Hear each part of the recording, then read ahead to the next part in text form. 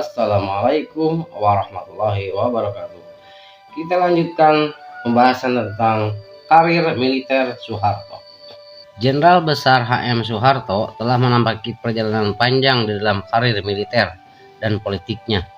Di kemiliteran, Pak Harto memulai dari pangkat sersan tentara Kenil, kemudian komandan peta, komandan resimen dengan pangkat mayor, dan komandan batalion berpangkat letnan kolonel.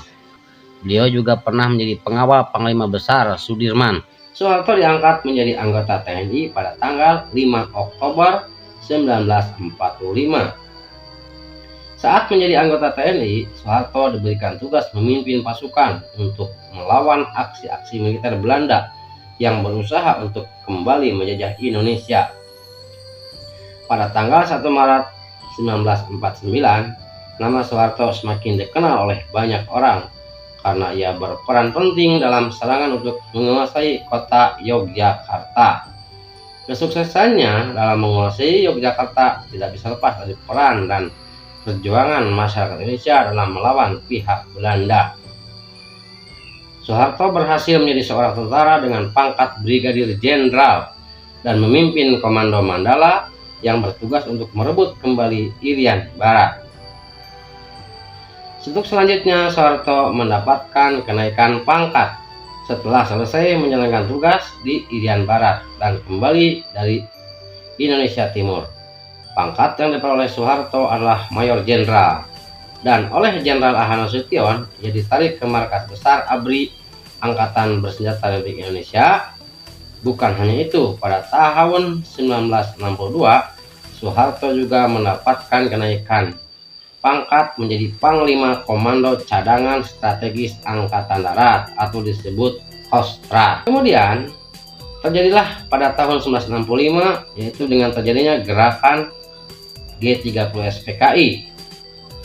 Terjadi pada dini hari 1 Oktober 1965, terjadi penculikan dan pembunuhan terhadap 6 orang jenderal. Kelompok yang menculik itu menamakan dan mengaku sebagai kelompok gerakan 30 September. Ya, ternyata pelakunya adalah PKI. Ya. Kemudian semua kejadian itu terjadi begitu cepat sehingga menyebabkan kekacauan pada pemerintahan Republik Indonesia. Kemudian muncullah surat perintah 11 Maret atau disingkat dengan Super Semar dari Presiden Soekarno yang berisi tentang pemberian kewenangan dan mandat kepada Soeharto untuk mengambil dan menentukan segala tindakan supaya permasalahan ini terselesaikan dan dapat memulihkan keamanan dan ketertiban. Kemudian sejak dikeluarkannya surat perintah 11 Maret atau disingkat Super Semar oleh Soekarno, jabatan Panglima Komando Pemulihan Keamanan dan Ketertiban atau Kopkamtib dipegang oleh Soeharto. Selanjutnya pada tanggal 27 Maret 1968, Soeharto dilantik oleh MPRS untuk menjadi Presiden Republik Indonesia. Dengan pelantikan ini, maka menjadi tanda lahirnya masa pemerintahan Orde Baru. Sekian untuk informasi tentang karir militer Bapak Presiden Soeharto. Untuk sesi selanjutnya nanti kita lanjutkan. Terima kasih. Assalamualaikum warahmatullahi wabarakatuh.